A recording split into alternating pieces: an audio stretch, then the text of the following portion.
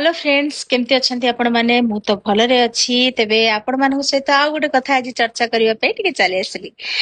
तो कथाटी है मत जड़े आज पचारे जे आपण तो एते कथा कहती तो आपण को गोटे प्रश्न जे मनुष्य जीवन में भगवान दुख कहीं लिखिं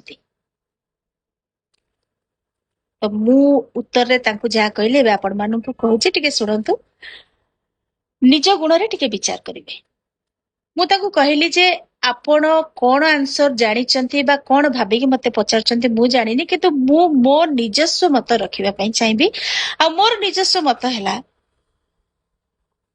सुख और दुख हेले दुई भाई।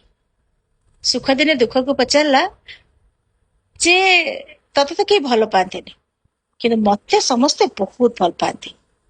मु जोठी की जाए ना सेठी समस्त मुहर हस फुटी उठे, से जगार खुशी झलसी उठे, समस्ते आनंद विभोर हो जाती।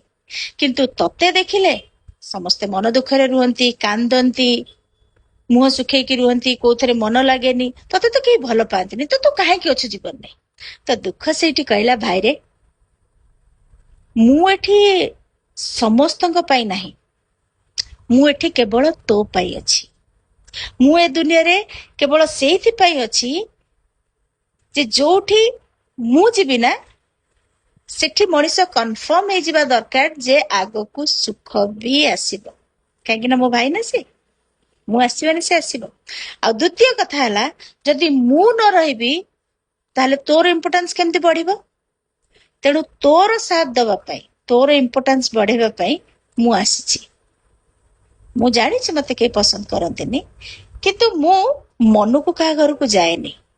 आ भगवान केबे कहा जीवन रे दुख लिखि न थांती।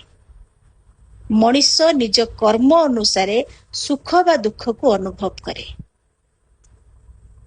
जदि आमे दुख पाइबा को चाहुने ताहले अन्य को दुखी करिवार प्रयास भी करिबानी।